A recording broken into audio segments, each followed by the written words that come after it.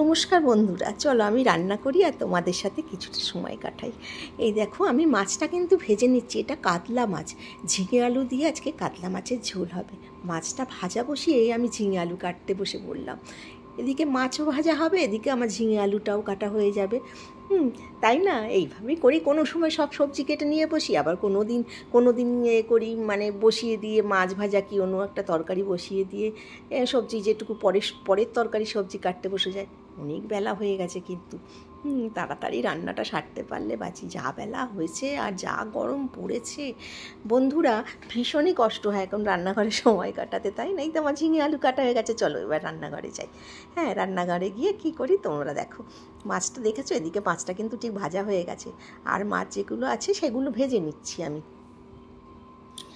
ভেজে নিয়ে তারপরে ওই তেলেই এই দেখো মাছগুলো আমি কিন্তু সুন্দর লাল লাল করে ভেজে নিয়েছি। আমি মাছ একটু ভালো করেই ভাজি, আধ ভাজা মাছ ঝোলে আমি খুব একটা পছন্দ করি না। তারপরে কালো জিরে আর তেজপাতা ফোড়ন। দেখো বন্ধুরা, আমি কিন্তু বেশি তেল দিই না। তোমরা অনেকেই আমাকে বলো অনেক তেল দিয়ে খাই। আমি প্রত্যেক দিন তেলটা বেশি খাই না, মাঝে মধ্যে যে মাছগুলো একটু তেল বেশি লাগে সেগুলো দিতে হয়। এদিকে কিন্তু আমার ভাতও বসে গেছে, দেখেছো? ফুটিনি এখনও ভাতটা। আর এদিকে আলুটা ভাজা হচ্ছে, আলুটা ভাজা হয়ে গেছে। এবার ঝিঙেগুলো আমি দিয়ে দিলাম। ঝিঙেগুলো দিয়ে একটুখানি নাড়াচাড়া করেই মশলাটা দিয়ে দেবো। ঝিঙে তো বেশি ভাজার দরকার হয় না, ওই কষালেই যথেষ্ট।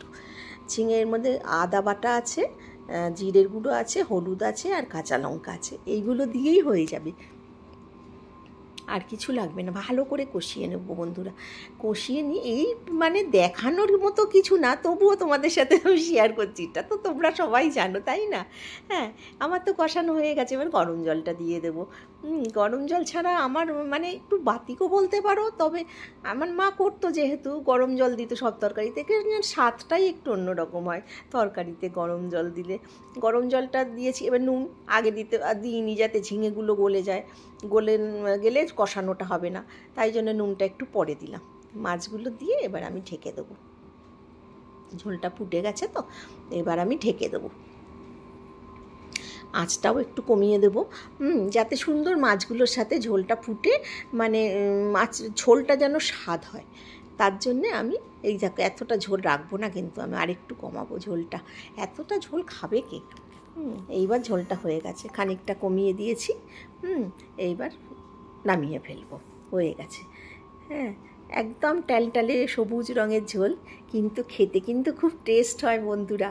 তোমরা খেয়ে দেখো। এদিকে আবার মাছের মাথা ভাজা বসিয়ে দিয়েছি। পুঁই শাক তৈরি হবে, পুঁই শাক রান্না হবে, তৈরি মানে রান্না হবে পেঁয়াজ দিয়ে একটু। এদিকে আবার পেঁয়াজি হবে, পেঁয়াজের ব্যাটারটা গোলা হয়ে গেছে। সব এগুলো হলে আবার কালকের ডাল আছে, ওটা একটু গরম করে নেবো। এটা হলে আমার রান্নার ছুটি বন্ধুরা। আসি তাহলে।